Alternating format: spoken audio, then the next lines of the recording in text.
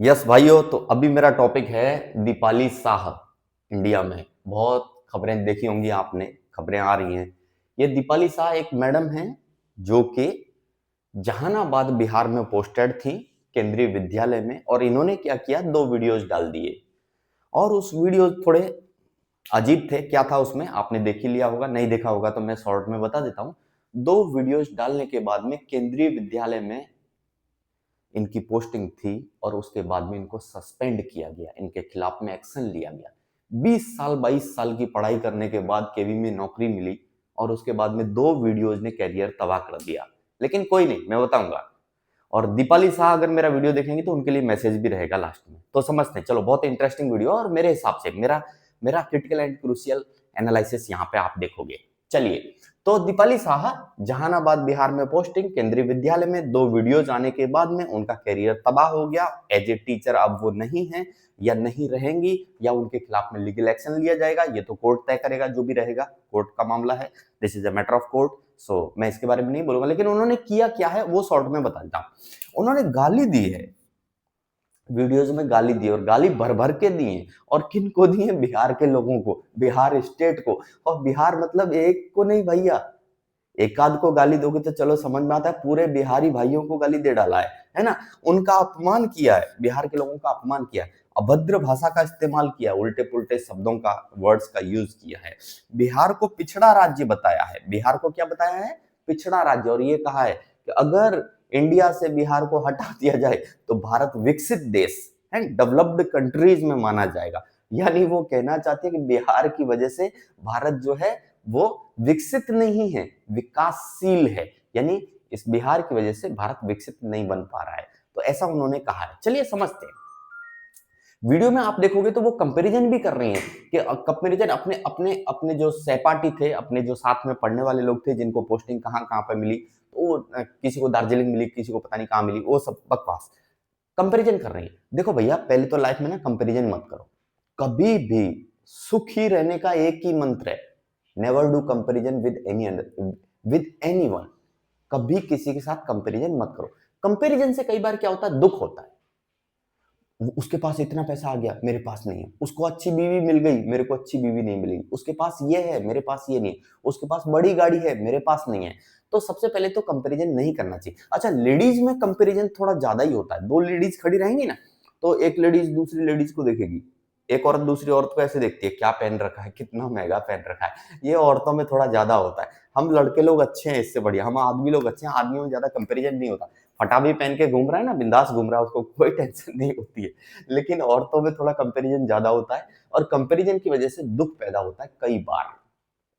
ठीक है, प्लीज, मैं औरतों की बुराई नहीं कर रहा हूं, लेकिन कुछ औरतें ऐसी होती हैं, ठीक है। लेकिन कंपैरिजन से कई बार दुख पैदा होता है, और दुख कई बार किस में बदल जाता है? गुस्से में, फ्रस्ट्रेशन में, एंगर में बदल जाता है।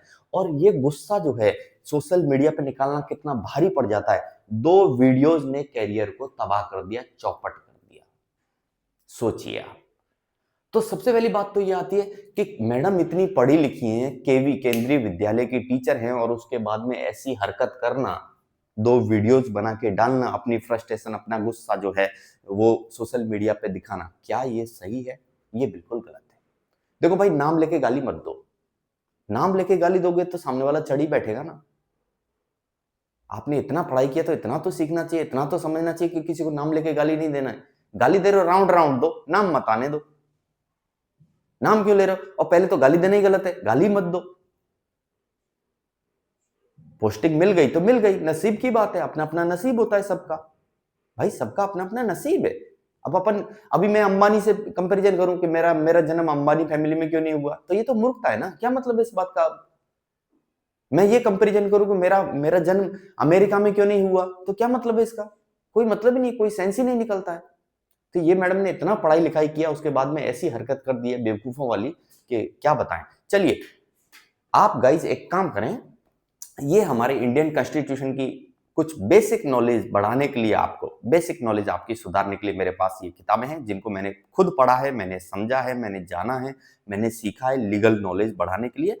ये एक किताब है, भारतीय नागरिक सुरक्षा संहिता, है ना। और यह है 2023 जो नया आया है हमारा। फिर ये सेकंड बुक है मेरी, भारतीय साक्ष्य अधिनियम, जो एविडेंस एक्ट होते हैं, है ना। वो उसके से रिलेटेड है। और ये तीसरी किताब है भारतीय न्याय संहिता। ये तीनों किताब कम से कम एक बार पढ़ के देखो, आपको थोड़ा लीगल नॉलेज आएगा। आप क्या कर रहे हो, क्या करना चाहिए, क्या नहीं करना चाहिए, वो आपको समझ में आएगा। आप कहाँ गलत हो या आपके साथ कहाँ क्या गलत हो रहा है, वो आपको समझ में आएगा। चीजें किस तरीके से चलती हैं कोर्ट में, वो आपको समझ में आएगा। देखो, समाज ने तो हर आदमी ने अपना अपना एक कॉन्स्टिट्यूशन बना रखा है ब्रेन में। मैं मेरे हिसाब से सही हूं, मैं अकॉर्डिंग टू कॉन्स्टिट्यूशन सही हूं, मैं अकॉर्डिंग टू कॉन्स्टिट्यूशन सही हूं, लेकिन समाज का हर इंसान के दिमाग में सही क्या है गलत क्या है वो अलग तरीके से चल रहा होता है। लेकिन क्या कोर्ट हमारा इंडियन कॉन्स्टिट्यूशन, भारतीय संविधान लोगों के सोचने से चलता है? नहीं। भारतीय संविधान किस आधार पर चलता है? रूल्स, रेगुलेशंस जो बनाए गए हैं, जो कायदे हैं, जो कानून है, जो कलम है, जो एक्ट हैं, उनके आधार पर चलता है भाई जज। आप क्या सोच रहे हो दैट डजंट मैटर, वो मायने ही नहीं रखता। काश मैडम ने ये 1000-1500 रुपए डाल के ये 3 किताबें पढ़ी होती। इतना बड़ा प्रूफ तो उन्होंने खुद दे दिया।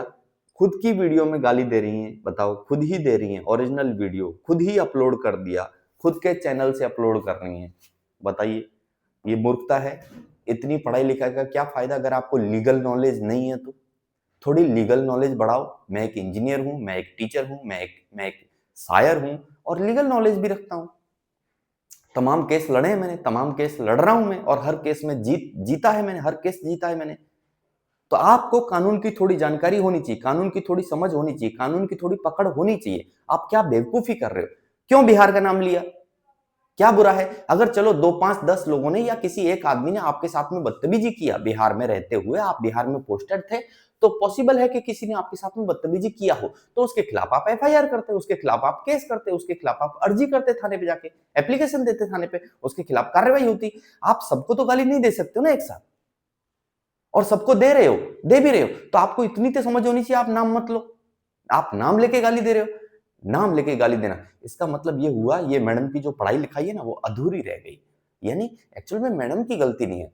आप 10th करते हो, आप 12th करते हो, आप बीएड करते हो, आप सीटेट या टेट जो एग्जाम है, टीचर एलिजिबिलिटी टेस्ट पास करते हो, आप केवी के एग्जाम में जाते हो, वहां कहीं लीगल नॉलेज के बारे में है ही नहीं।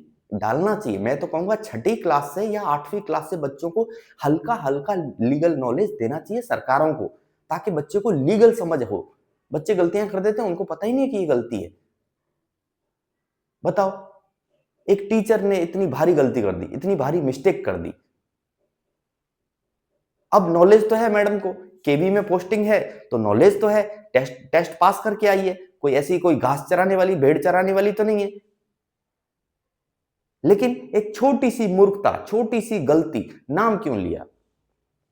पूरे स्टेट को गाली दे दिया, पूरे स्टेट को बदनाम कर दिया, पूरे स्टेट को असभ्य कह दिया, पिछड़ा कह दिया, अभद्र भाषा इस्तेमाल, पूरे स्टेट के लोगों का अपमान, पूरे स्टेट के लोगों को गाली दे रही हैं, पूरे स्टेट को कह रही है कि इस स्टेट को निकाल दो तो भारत विकसित हो जाएगा। ये तो बहुत गलत बात है ना, बहुत गलत बात है भाई।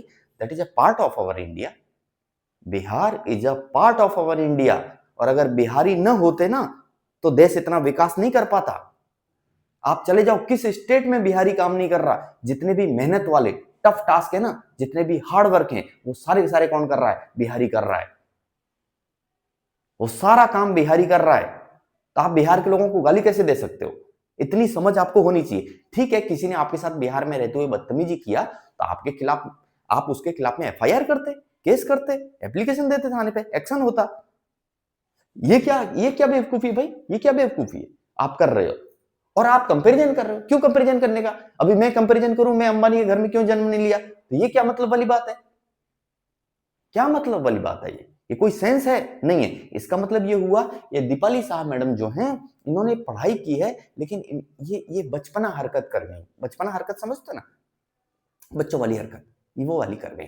चलिए, अब लास्ट मैसेज मेरा आता है दीपाली मैडम के लिए, दीपाली साहब मैडम के लिए। अगर मेरा वीडियो देख रही होंगी या कभी जिंदगी में देखने का मौका मिले तो madam don't take tension, because you are having knowledge. Knowledge तो है भाई, तो कोई दिक्कत नहीं है। जो आपने गलती की है दोबारा मत करना, और बस एक काम और करना, यूट्यूब चैनल बना लो या ट्यूशन सेंटर खोल लो। आपको इंग्लिश बहुत अच्छे से आती है, आप इंग्लिश की टीचर हैं, है ना? इंग्लिश की टीचर हैं तो आप पढ़ा सकती हैं, आप ट्यूशन क्लास खोल सकती हैं, आप यूट्यूब चैनल पे इंग्लिश सिखा सकती हैं, सर्वाइव तो आप कर सकती हैं, लेकिन प्लीज दोबारा आगे से इस तरीके से किसी को गाली, किसी स्टेट को या किसी पर्टिकुलर पर्सन को नहीं देनी है। और जरा कानून की समझ बढ़ाइए मैडम।